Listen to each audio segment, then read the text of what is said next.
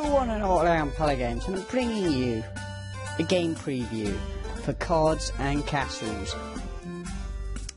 This game was like, from what I've seen, I've done a bit of like research, and it's been around for quite a while, especially on kind of mobile platforms like iOS and Android. And it recently has come to Steam as an early access, and it just immediately appealed to me. The aesthetic, the gameplay elements, it just seemed like my kind of jam. And I thought, it's a card game, so it's not really worth doing a first thoughts of this because of that. Because, you know, you kind of need to know a bit about how the game plays out and see if the game model's fair in terms of it being a free-to-play card game. Makes it kind of... You kind of need to have got to grips with it to understand whether that model's fair or not. It's currently available on Steam, as I say. On the early, it's got its early access model. From what I've seen, though, it's very similar to how Hearthstone's beta was, where it was basically in a done state, really. So I wouldn't worry about that too much.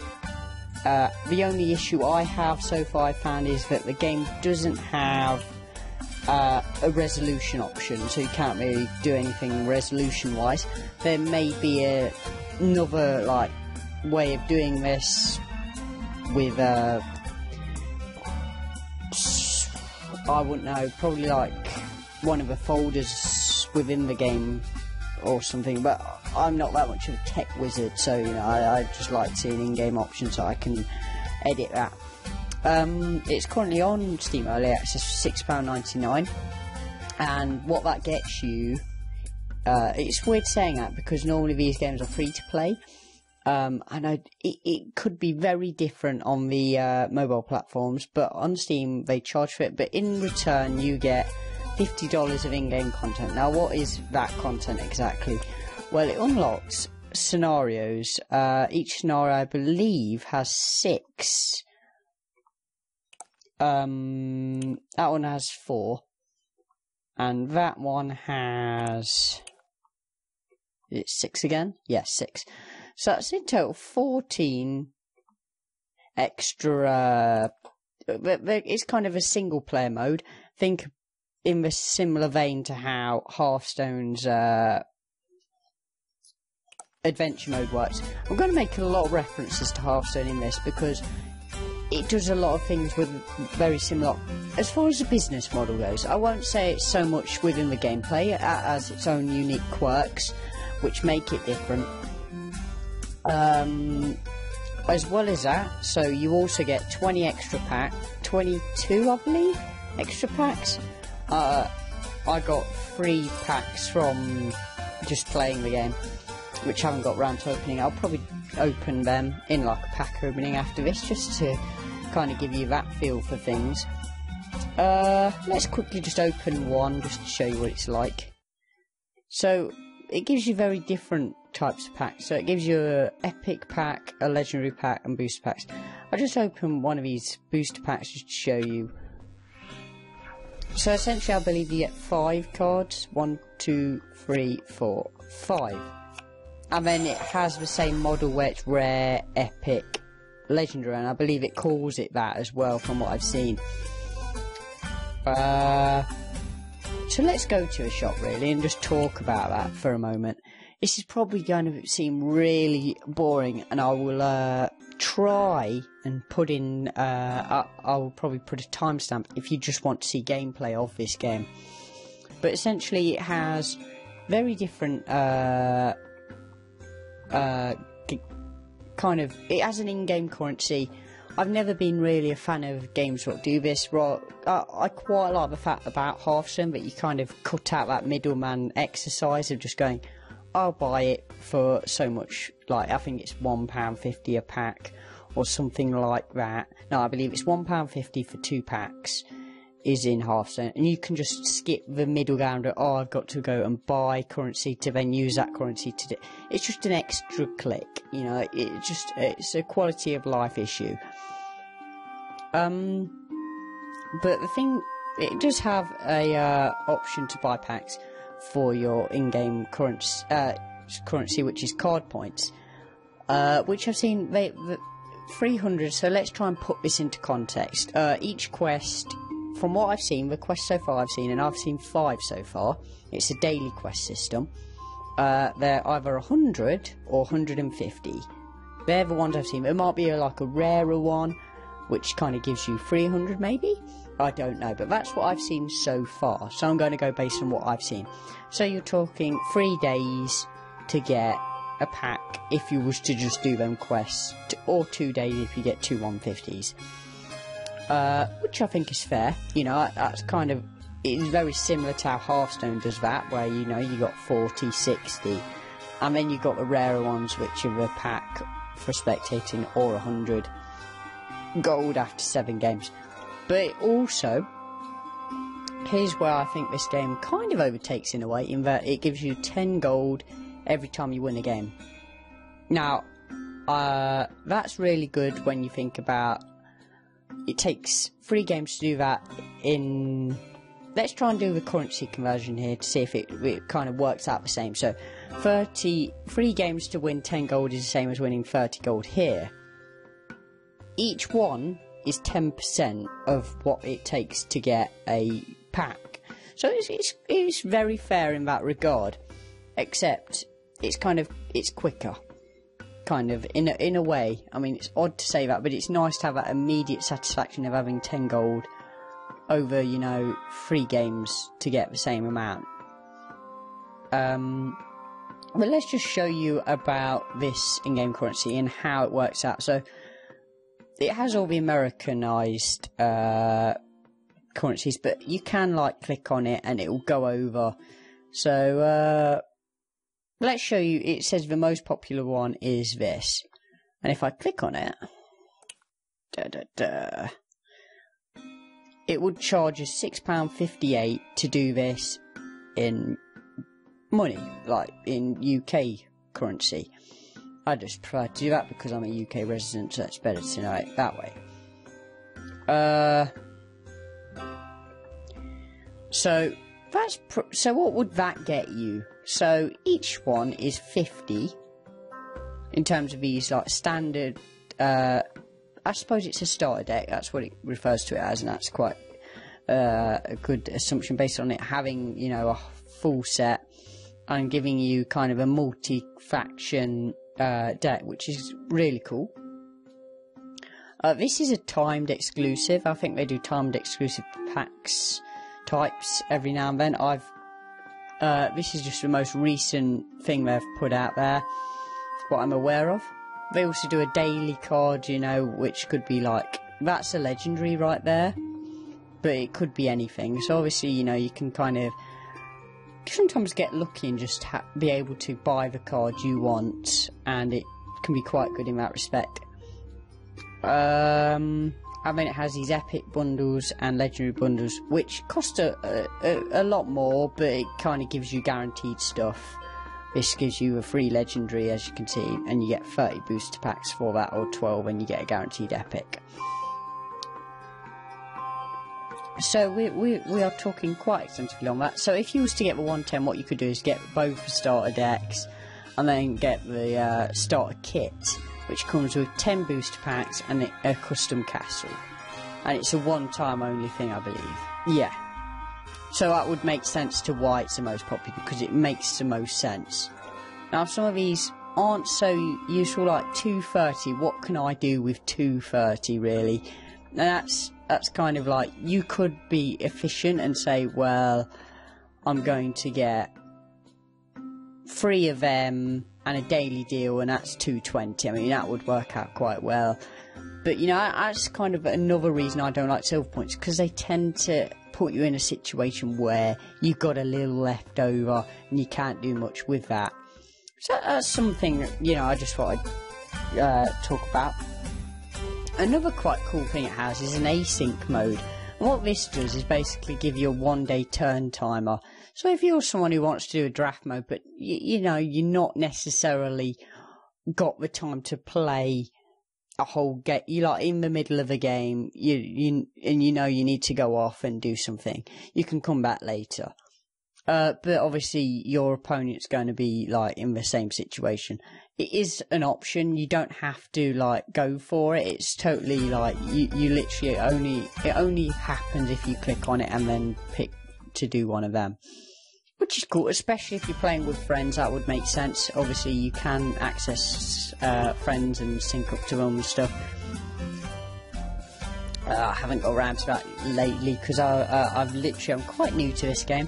But I'm doing considerably well. I've played it for about 2 to 3 days, I believe, now, and I've got to rank 15. It starts at rank 20, and you kind of gain stars. It's very similar system, and at rank 15, you get a custom castle at the end of a month, which is another very similar business model thing. So let's talk about custom castles actually, because that's kind of a very neat feature I like, opposed to how Blizzard go about things. So I believe it's in the my cards part. Yes, so set castle. So what you can do is you can pick a different castle, and I'll show you that in the gameplay, how that affects things. Is there anything else I particularly... Draft mode, I believe, is just like Arena. I'll probably do another video on this in the same way. I haven't really checked that out either. So obviously, I'm really doing well here. But I will show you a deck in play. And, yeah, hopefully I'll do well. I basically just picked the basic deck so I could see how well I could do with it. Just to give me an idea of, the kind of, I suppose, free-to-play esque kind of, if it's able to do that, or whether I'll get demolished. And most of the time, I would say, you stand a chance.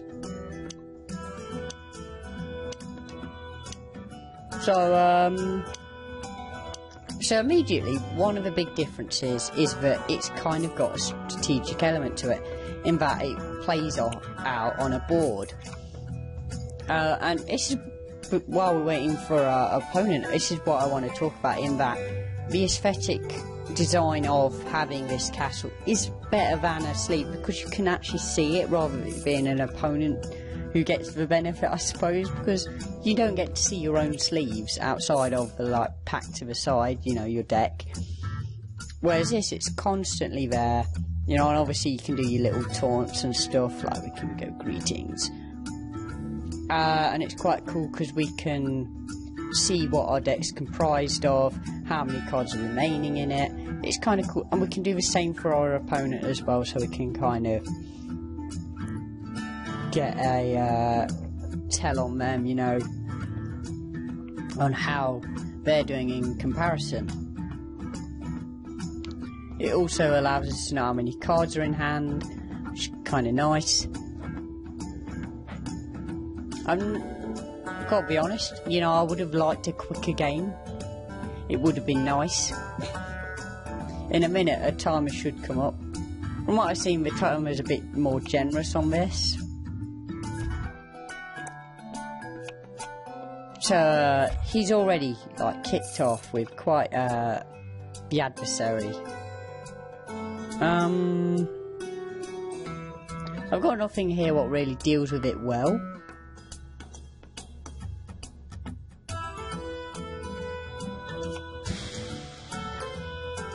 I'm half tempted just to draw.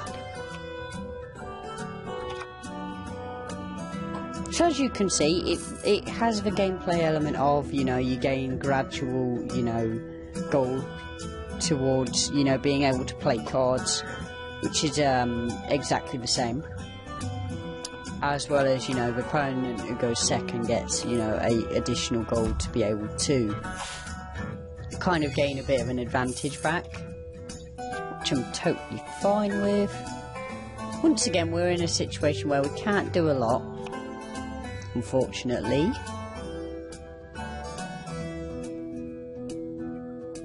Problem is, he's had a great card in comparison to us, in that we don't have a counter for it at the minute.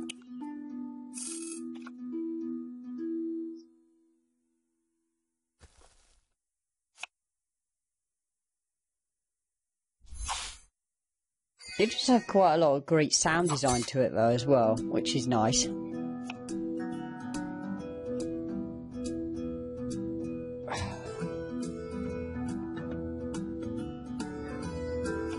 Concentrating, isn't that great? Really going to help be more dynamic. Let's do this. Jump over here and take down this creature.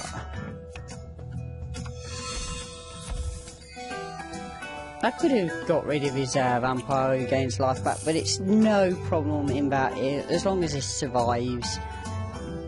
You know, I'm not too worried because I can just take it out regardless of its health without an upgrade. Which is possible. So as you can see, cards have a lot more complexity in this game due to the fact that they can have varying movement. And it did get an upgrade. Let's just go about dismantling it, really. It doesn't gain back good.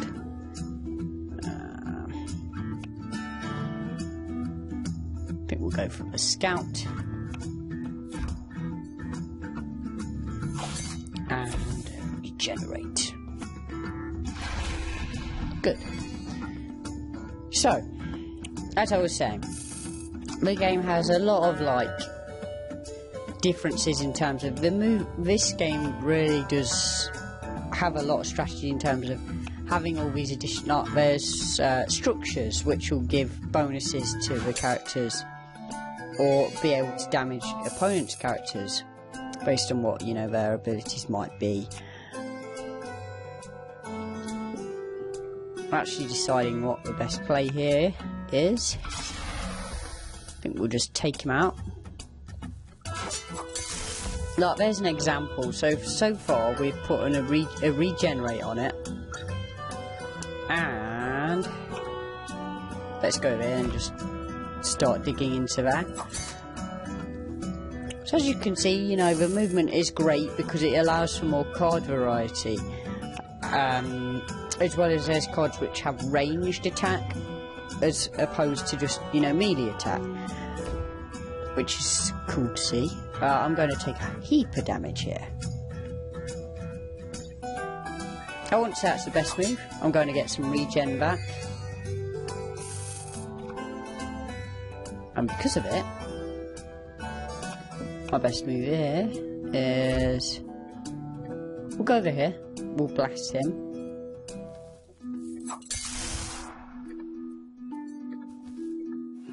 And we will gain back an advantage of sorts. And since we're in the lead... Now, here's a great option of take-backs. Each turn you get 5 take-backs, so you can decide, that card didn't have quite the movement I thought it had. I'm going to take that move back and we'll, you know, do something else. Now, this has it both... You know, it's one of them things where it's great if it's to the benefit of you, but when it's the opponent doing it, you kind of get quite annoyed by that. So I suppose it's going to have its detractors and its complementers in that regard.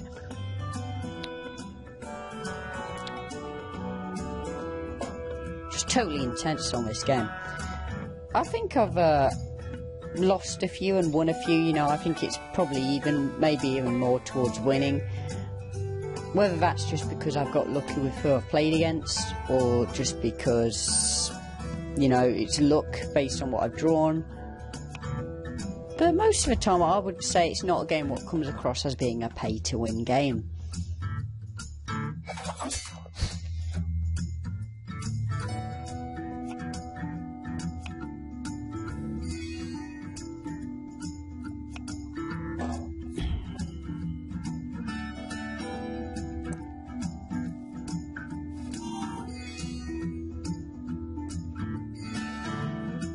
So the regen has come in handy there.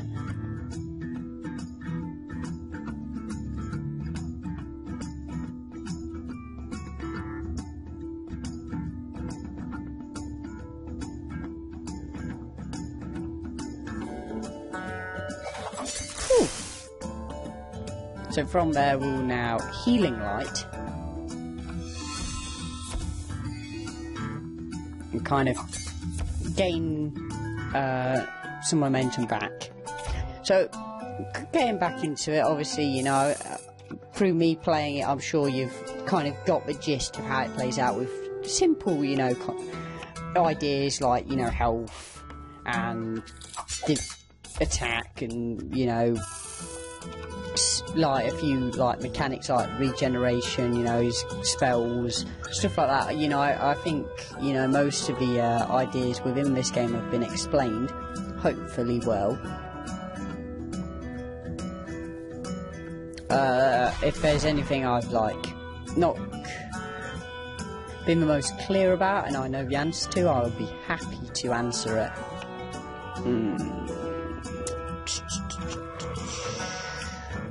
Got another great regen target here, and we can finish off with a hit to him.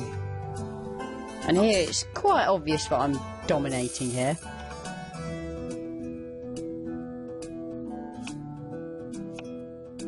The game currently boasts, I believe, 5 factions, maybe 6. I'm not sure. We can have a look after this.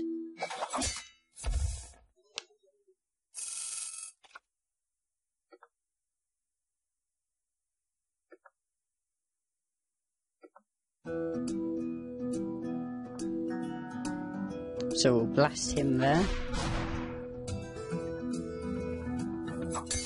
Does that make sense? No, it does not, because he will be able to get his cleave off, which does damage to enemies which are kind of in the kind of the same kind of line as it, either vertical or horizontally. So you got to be careful of that. Because obviously, you know, just having a bad placement could allow him to gain like some kind of momentum back into the game, which is worth being wary of. So now he's kind of put all his cards on the table, and it's just a case of whether he can weather the storm. And as it goes, I can kind of get back into the game, and hopefully from this we'll take that back, see if we can do it from here, and we can. And hopefully from here we shouldn't be able to lose. I'll keep that back just so in case he has some sort of quite damaging, like, spell damage type card.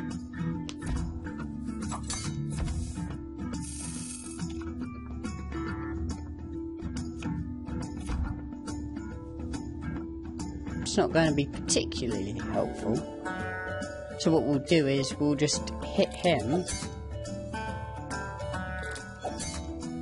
and from there it's in quite the spot of bother really, because he kind of has to take out both of them with that card and whatever card he draws, which is quite a tall order. He got close to doing it. But that is our game there. We have won. Kaboom. Didn't get the chance to say well played. Shame. So we've got a win streak there. It's really good to see. We completed our quest. And that is that. I think I've covered the basis as being a good game preview. I hope that you guys have like either you kind of what am I even talking? But basically, you know, I hope this game has piqued your interests. You know, put it on your radar if you weren't aware of it. You can like opt into the early access on Steam, which I'll put a link to. I believe there's also a iOS and Android version as well, so I'm not sure what the business platform is on there. It may be that that's a free-to-play endeavour, but to be honest, I've had a lot of fun with this game. It's a really interesting game, and to be honest, it's probably nice to see a nice, refreshing kind of take on kind of the CCG type genre. It's kind of what I wanted March of War to be in a lot of ways. It's kind of got the aesthetic, which is a lot more enjoyable to see. And I just feel that the way the movement is a lot nicer. It just seems quicker, to put it plainly. And just talk about Bitmass itself, the company. From what I could see from the website, you know, they've got quite the pedigree behind them.